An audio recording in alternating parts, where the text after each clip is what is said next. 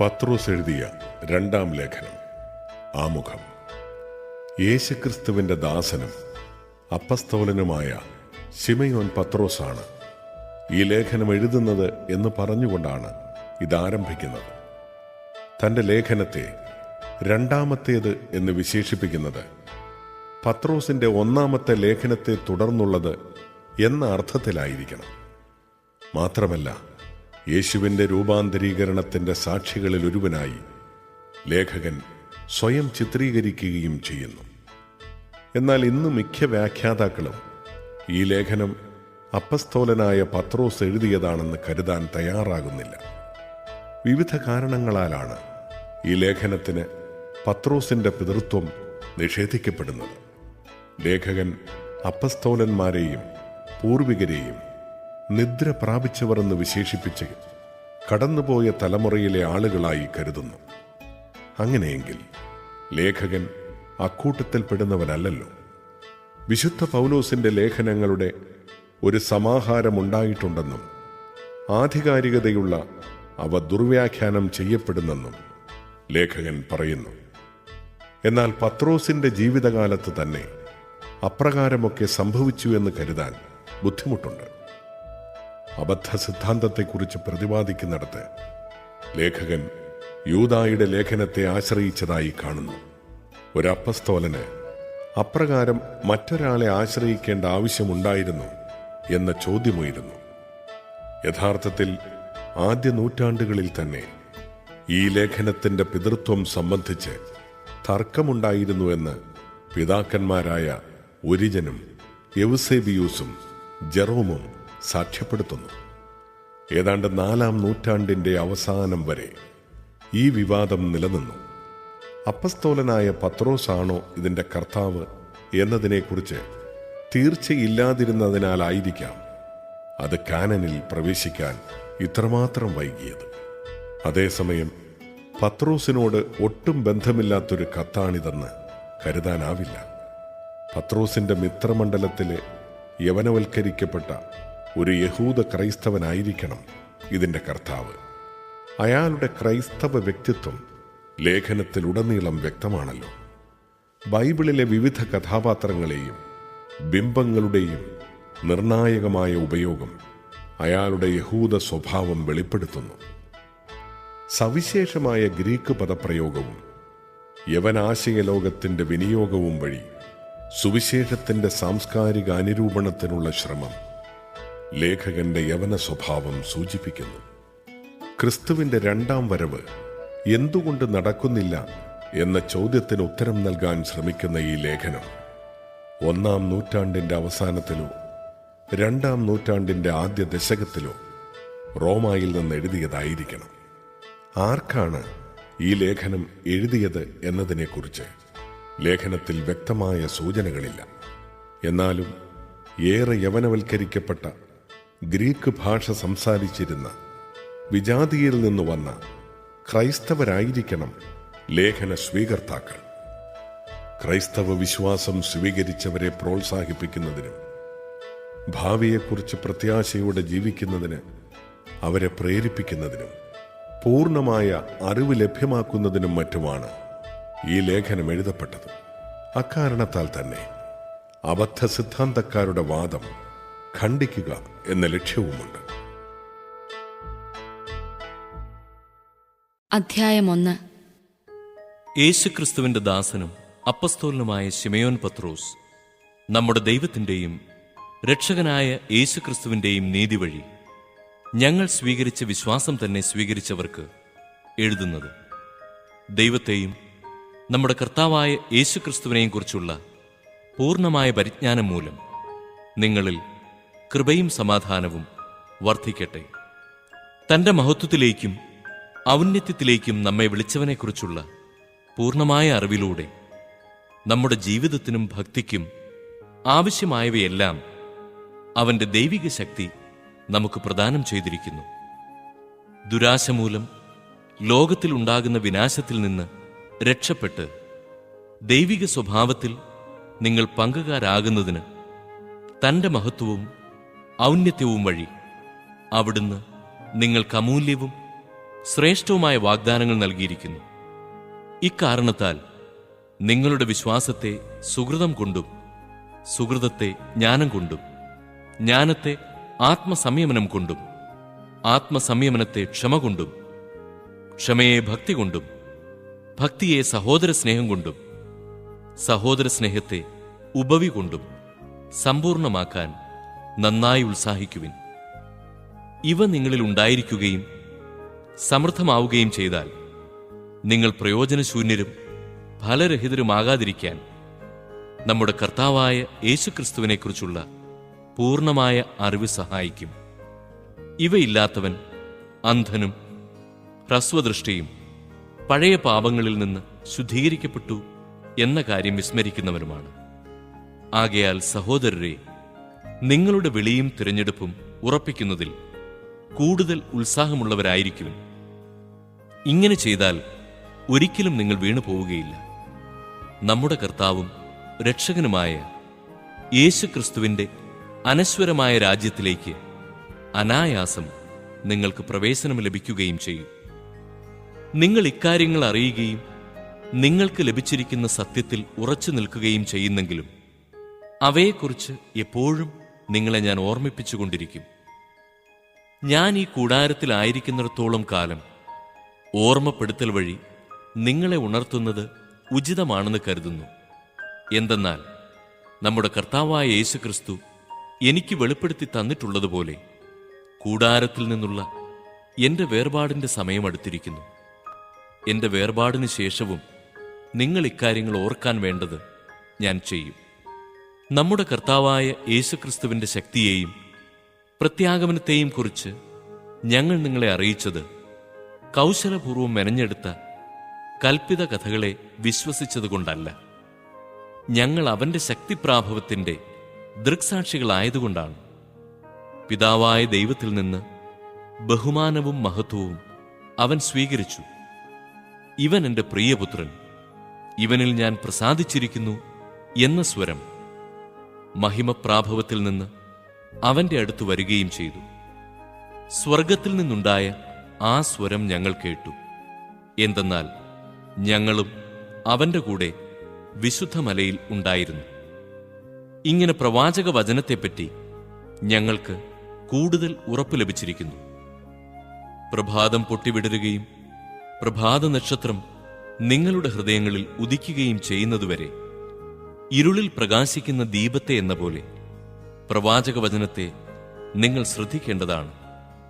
ആദ്യം നിങ്ങൾ ഇതു മനസ്സിലാക്കുവിൻ: വിശുദ്ധ ലിഖിതത്തിലെ പ്രവചനങ്ങൾ ഒന്നും തന്നെ ആരുടെയും സ്വന്തമായ വ്യാഖ്യാനത്തിനുള്ളതല്ല. എന്തുകൊണ്ടെന്നാൽ പ്രവചനങ്ങൾ ഒരിക്കലും മാനുഷിക ചോദനയാൽ രൂപം കൊണ്ടതല്ല. പരിശുദ്ധാത്മാവിനാൽ പ്രചോദിതരായി ദൈവത്തിന്റെ മനുഷ്യർ സംസാരിച്ചവയാണ്. അധ്യായം 2. ഇസ്രായേൽ ജനങ്ങൾക്കിടയിൽ വ്യാജപ്രവാചകന്മാരുണ്ടായിരുന്നു. അതുപോലെ തങ്ങളുടെ മേൽ ശീഘ്രനാശം വരുത്തിവെക്കുന്ന വ്യാജോപദേഷ്ടാക്കൾ നിങ്ങളുടെ ഇടയിലുമുണ്ടാകും. അവർ വിനാശകരമായ അഭിപ്രായങ്ങൾ രഹസ്യത്തിൽ പഠിപ്പിക്കുകയും തങ്ങളെ വില കൊടുത്തു വാങ്ങിയ നാഥനെപ്പോലും നിഷേധിക്കുകയും ചെയ്യും. പലരും അവരുടെ ദുഷിച്ച മാർഗത്തെ അനുഗമിക്കും.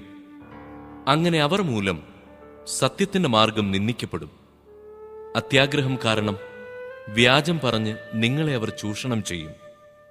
നേരത്തെ തന്നെ നിശ്ചയിക്കപ്പെട്ടിരിക്കുന്ന അവരുടെ ശിക്ഷാവിധിക്ക് കാലവിളംബം വരികയില്ല. വിനാശം കണ്ണു തുറന്ന് അവരെ കാത്തിരിക്കുകയും ചെയ്യുന്നു. പാപം ചെയ്ത ദൂതന്മാരെ ദൈവം വെറുതെ വിട്ടില്ല. വിധി ദിനം വരെ സൂക്ഷിക്കുന്നതിനായി അവരെ അവിടുന്ന് നരകത്തിലെ ഇരുൾക്കുഴികളിലേക്ക് തള്ളിവിട്ടു. ദുഷ്ടരുടെ മേൽ ജലപ്രളയം അയച്ചപ്പോൾ പഴയ ലോകത്തോട് അവിടുന്ന് കാരുണ്യം കാണിച്ചില്ല. എന്നാൽ നീതിയുടെ മുന്നോടിയായ നോഹയെ മറ്റ് 7 പേരോടുകൂടി അവിടുന്ന് കാത്തുരക്ഷിച്ചു. സോദോം ഗൊമോറ നഗരങ്ങളെ ചാമ്പലാക്കിക്കൊണ്ട് അവിടുന്ന് അവയിലെ ജനങ്ങളെ ശിക്ഷിച്ചു. അങ്ങനെ ദൈവഭയമില്ലാതെ ജീവിക്കാനിരിക്കുന്നവർക്ക് അവിടുന്ന് ഒരു ഗുണപാഠം നൽകി. ദുഷ്ടരുടെ ദുർവൃത്തി മൂലം വളരെ വേദന സഹിച്ച നീതിമാനായ ലോത്തിനെ അവിടുന്ന് അവരുടെ ഇടയിൽ നിന്ന് രക്ഷിച്ചു. അവരുടെ മധ്യേ ജീവിച്ച ആ നീതിമാൻ അവരുടെ ദുഷ്പ്രവൃത്തികൾ അനുദിനം കാണുകയും കേൾക്കുകയും ചെയ്തു. അത് അവന്റെ നീതിബോധമുള്ള മനസ്സിനെ പീഡിപ്പിച്ചു. ദൈവഭയമുള്ളവരെ പരീക്ഷകളിൽ നിന്ന് എങ്ങനെ രക്ഷിക്കണമെന്നും അനീതി പ്രവർത്തിക്കുന്നവരെ വിധിദിനം വരെ എങ്ങനെ ശിക്ഷാവിധേയരാക്കി സൂക്ഷിക്കണമെന്നും കർത്താവ് അറിയുന്നു. പ്രത്യേകിച്ച് മ്ലേച്ഛമായ അഭിലാഷങ്ങൾക്ക് അടിമപ്പെടുന്നവരെയും അധികാരത്തെ നിന്ദിക്കുന്നവരെയും. മഹിമയണിഞ്ഞവരെ ദുഷിക്കാൻ പോലും മടിക്കാത്തവരാണ് അവർ. ബലത്തിലും ശക്തിയിലും അവരെക്കാൾ വലിയവരായ ദൂതന്മാർ പോലും കർത്താവിന്റെ സന്നിധിയിൽ അവർക്ക് എതിരായി അവമാനകരമായ വിധി പറയുന്നില്ല. കൊല്ലപ്പെടുന്നതിന് മാത്രമായി സൃഷ്ടിക്കപ്പെട്ട സഹജവാസനയാൽ നയിക്കപ്പെടുന്ന വിശേഷ ബുദ്ധിയില്ലാത്ത മൃഗങ്ങളെപ്പോലെയാണവർ. തങ്ങൾക്ക് അജ്ഞാതമായ കാര്യങ്ങളെക്കുറിച്ച് അവർ ദൂഷണം പറയുന്നു. മൃഗങ്ങളുടെ നാശം തന്നെ അവർക്കും വന്നുകൂടും. അവർക്ക് തിന്മയ്ക്ക് തിന്മ പ്രതിഫലമായി ലഭിക്കും. പട്ടാപ്പകൽ മധുരോത്സവത്തിൽ മുഴുകുന്നത് അവർ ആനന്ദപ്രദമായെണ്ണുന്നു. നിങ്ങളോടൊത്തു ഭക്ഷണം കഴിക്കുമ്പോൾ അവർ കുടിച്ചു മതിച്ചുകൊണ്ട് വഞ്ചന പ്രവർത്തിക്കുന്നു. അവർ കളങ്കവും വൈകല്യവും നിറഞ്ഞവരാണ്. വ്യഭിചാരാസക്തി നിറഞ്ഞതും പാപത്തിൽ നിന്ന് വിരമിക്കാത്തതുമാണ് അവരുടെ കണ്ണുകൾ. അവർ ചഞ്ചല മനസ്കരെ വശീകരിക്കുന്നു. അവർ അത്യാഗ്രഹത്തിൽ തഴക്കം നേടിയ ഹൃദയമുള്ളവരും ശാപത്തിന്റെ സന്തതികളുമാണ്. നേർവഴിയിൽ നിന്ന് മാറി അവർ തിന്മ ചെയ്തു. ബേവോറിന്റെ പുത്രനായ ബാലാമിന്റെ മാർഗമാണ് അവർ പിന്തുടർന്നത്. അവനാകട്ടെ തിന്മയുടെ പ്രതിഫലത്തെ സ്നേഹിച്ചവനാണ്. അവന്റെ തെറ്റിനുള്ള ശാസനം അവന് ലഭിച്ചു. ഒരു ഊമക്കഴുത മനുഷ്യസ്വരത്തിൽ സംസാരിച്ചുകൊണ്ട് ആ പ്രവാചകന്റെ ഭ്രാന്തിന് അറുതി വരുത്തി. അവർ വെള്ളമില്ലാത്ത അരുവികളും കൊടുങ്കാറ്റിനാൽ തുരത്തപ്പെടുന്ന മൂടൽ മഞ്ഞുമാണ്. അവർക്കായി അന്ധകാരത്തിന്റെ അധോലോകം കരുതി വയ്ക്കപ്പെട്ടിരിക്കുന്നു. എന്തെന്നാൽ തെറ്റിൽ ജീവിക്കുന്നവരിൽ നിന്ന് കഷ്ടിച്ച് രക്ഷപ്രാപിച്ചവരെ വ്യർത്ഥമായ വാഗ്ധോരണി കൊണ്ട് വിഷയാസക്തമായ ദുർവിചാരങ്ങളിലേക്ക് അവർ പ്രലോഭിപ്പിക്കുന്നു. മറ്റുള്ളവർക്ക് സ്വാതന്ത്ര്യം വാഗ്ദാനം ചെയ്യുന്ന അവർ തന്നെ നാശത്തിന്റെ അടിമകളാണ്. കാരണം ഏതിനാൽ ഒരുവൻ തോൽപ്പിക്കപ്പെടുന്നുവോ അതിന്റെ അടിമയാണവൻ. നമ്മുടെ കർത്താവും രക്ഷകനുമായ യേശുക്രിസ്തുവിനെക്കുറിച്ചുള്ള അറിവ് മൂലം അവർ ലോകത്തിന്റെ മാലിന്യങ്ങളിൽ നിന്ന് രക്ഷ പ്രാപിച്ചതിനു ശേഷം വീണ്ടും അവയിൽ കുരുങ്ങുകയും അവയാൽ തോൽപ്പിക്കപ്പെടുകയും ചെയ്യുന്നെങ്കിൽ അവരുടെ അന്ത്യസ്ഥിതി ആദ്യത്തേതിനേക്കാൾ മോശമായിരിക്കും. കാരണം തങ്ങൾക്ക് ലഭിച്ച വിശുദ്ധ കൽപ്പനയെക്കുറിച്ച് അറിഞ്ഞിട്ട് അതിൽ നിന്ന് പിന്മാറുന്നതിനേക്കാൾ അവർക്ക് നല്ലത് നീതിയുടെ വഴിയെക്കുറിച്ച് അറിയാതിരിക്കുകയായിരുന്നു. നായ ഛർദിച്ചത് തന്നെ വീണ്ടും ഭക്ഷിക്കുന്നു. കുളിച്ച പന്നി ചെളിക്കുണ്ടിൽ വീണ്ടും ഉരുളുന്നു എന്ന പഴമൊഴി അവരെ സംബന്ധിച്ച് ശരിയാണ്. അധ്യായം 3. പ്രിയപ്പെട്ടവരെ, ഞാൻ നിങ്ങൾക്കെഴുതുന്ന രണ്ടാമത്തെ ലേഖനമാണല്ലോ ഇത്. ഈ 2 ലേഖനങ്ങളിലും ചില കാര്യങ്ങൾ ഓർമ്മിപ്പിച്ചുകൊണ്ട് നിങ്ങളുടെ നിഷ്കളങ്ക മനസ്സിനെ ഞാൻ ഉണർത്തുകയാണ്. വിശുദ്ധ പ്രവാചകന്മാരുടെ വചനങ്ങളും നിങ്ങളുടെ അപ്പസ്തോലന്മാർ വഴി നിങ്ങൾക്ക് ലഭിച്ചിരിക്കുന്ന കർത്താവായ രക്ഷകന്റെ കൽപ്പനയും നിങ്ങൾ അനുസ്മരിക്കുവിൻ. ആദ്യം തന്നെ നിങ്ങളിത് മനസ്സിലാക്കണം. അധമവികാരങ്ങൾക്ക് അടിമപ്പെട്ട് ജീവിക്കുന്ന നിന്ദകർ നിങ്ങളെ പരിഹസിച്ചുകൊണ്ട് അവസാന നാളുകളിൽ പ്രത്യക്ഷപ്പെടും. അവർ പറയും, അവന്റെ പ്രത്യാഗമനത്തെക്കുറിച്ചുള്ള വാഗ്ദാനം എവിടെ? എന്തെന്നാൽ പിതാക്കന്മാർ നിദ്ര പ്രാപിച്ച നാൾ മുതൽ സകല കാര്യങ്ങളും സൃഷ്ടിയുടെ ആരംഭത്തിലുണ്ടായിരുന്ന സ്ഥിതിയിൽ തന്നെ തുടരുന്നല്ലോ. ദൈവത്തിന്റെ വചനത്താൽ ആകാശം പണ്ടുതന്നെ ഉണ്ടായെന്നും ഭൂമി വെള്ളത്തിലും വെള്ളത്താലും ഉറപ്പിക്കപ്പെട്ടിരിക്കുന്നുവെന്നും അന്നത്തെ ആ ലോകം വെള്ളത്താൽ നശിച്ചുവെന്നും ഉള്ള വസ്തുതകൾ അവർ വിസ്മരിക്കുന്നു. വിധിയുടെയും ദുഷ്ടമനുഷ്യരുടെ നാശത്തിന്റെയും ദിനത്തിൽ അഗ്നിക്ക് ഇരയാകേണ്ടതിന് ഇപ്പോഴുള്ള ആകാശവും ഭൂമിയും അതേ വചനത്താൽ തന്നെ സൂക്ഷിക്കപ്പെടുന്നു. പ്രിയപ്പെട്ടവരെ, കർത്താവിന്റെ മുമ്പിൽ ഒരു ദിവസം 1000 വർഷങ്ങൾ പോലെയും 1000 വർഷങ്ങൾ ഒരു ദിവസം പോലെയുമാണ് എന്ന കാര്യം നിങ്ങൾ വിസ്മരിക്കരുത്. കാലവിളംബത്തെക്കുറിച്ച് ചിലർ വിചാരിക്കുന്നത് പോലെ കർത്താവ് തന്റെ വാഗ്ദാനങ്ങൾ പാലിക്കുന്നതിൽ താമസം വരുത്തുന്നില്ല. ആരും നശിച്ചു പോകാതെ എല്ലാവരും അനുദപിക്കണമെന്ന് അവിടുന്ന് ആഗ്രഹിക്കുന്നതുകൊണ്ട് നിങ്ങളോട് ദീർഘക്ഷമ കാണിക്കുന്നുവെന്നേയുള്ളൂ. കർത്താവിന്റെ ദിനം കള്ളനെപ്പോലെ വരും. അപ്പോൾ ആകാശം വലിയ ശബ്ദത്തോടെ അപ്രത്യക്ഷമാകും. മൂലപദാർത്ഥങ്ങൾ എരിഞ്ഞു ചാമ്പലാകും. ഭൂമിയും അതിലുള്ള സമസ്തവും കത്തിനശിക്കും. ഇവയെല്ലാം നശ്വരമാകയാൽ വിശുദ്ധിയോടും ദൈവഭക്തിയോടും കൂടെ ജീവിക്കുന്നതിൽ നിങ്ങൾ എത്ര ശുഷ്കാന്തിയുള്ളവരായിരിക്കണം. ആകാശം തീയിൽ വെന്തു നശിക്കുകയും മൂലപദാർത്ഥങ്ങൾ വെന്തുരുകുകയും ചെയ്യുന്ന ദൈവത്തിന്റെ ആഗമന ദിനത്തെ പ്രതീക്ഷിക്കുകയും ത്വരിതപ്പെടുത്തുകയും ചെയ്യുവിൻ. നീതി നിവസിക്കുന്ന പുതിയ ആകാശവും പുതിയ ഭൂമിയും അവിടുത്തെ വാഗ്ദാനപ്രകാരം നാം കാത്തിരിക്കുന്നു. ആകയാൽ പ്രിയപ്പെട്ടവരെ, ഇവ പ്രതീക്ഷിച്ചുകൊണ്ട് കളങ്കവും കറയുമില്ലാതെ സമാധാനത്തിൽ കഴിയുന്നവരായി നിങ്ങൾ അവന് കാണപ്പെടാൻ വേണ്ടി ഉത്സാഹിക്കുവിൻ. നമ്മുടെ കർത്താവിന്റെ ദീർഘക്ഷമ രക്ഷാകരമാണെന്ന് കരുതിക്കൊള്ളുവിൻ. നമ്മുടെ പ്രിയപ്പെട്ട സഹോദരനായ പൗലോസ് തനിക്ക് ലഭിച്ച ജ്ഞാനമനുസരിച്ച് ഇക്കാര്യം തന്നെ നിങ്ങൾക്ക് എഴുതിയിട്ടുണ്ടല്ലോ. ഈ വിഷയത്തെക്കുറിച്ച് പറയുമ്പോഴെല്ലാം ഇങ്ങനെ തന്നെയാണ് എല്ലാ ലേഖനങ്ങളിലും അവൻ എഴുതിയിരിക്കുന്നത്. മനസ്സിലാക്കാൻ വിഷമമുള്ള ചില കാര്യങ്ങൾ അവയിലുണ്ട്. അറിവില്ലാത്തവരും ചഞ്ചല മനസ്കരുമായ ചിലർ മറ്റു വിശുദ്ധ ലിഖിതങ്ങളെപ്പോലെ അവയെയും തങ്ങളുടെ നാശത്തിനായി വളച്ചൊടിക്കുന്നു. ആകയാൽ പ്രിയപ്പെട്ടവരെ, ഇക്കാര്യം മുൻകൂട്ടി അറിഞ്ഞുകൊണ്ട് ദുഷ്ടരുടെ തെറ്റിനെ അനുകരിച്ച് നിങ്ങൾ സ്ഥൈര്യം നഷ്ടപ്പെടുത്താതിരിക്കാൻ ശ്രദ്ധിക്കുവിൻ. നമ്മുടെ കർത്താവും രക്ഷകനുമായ യേശുക്രിസ്തുവിന്റെ കൃപയിലും അവനെക്കുറിച്ചുള്ള അറിവിലും നിങ്ങൾ വളരുവിൻ.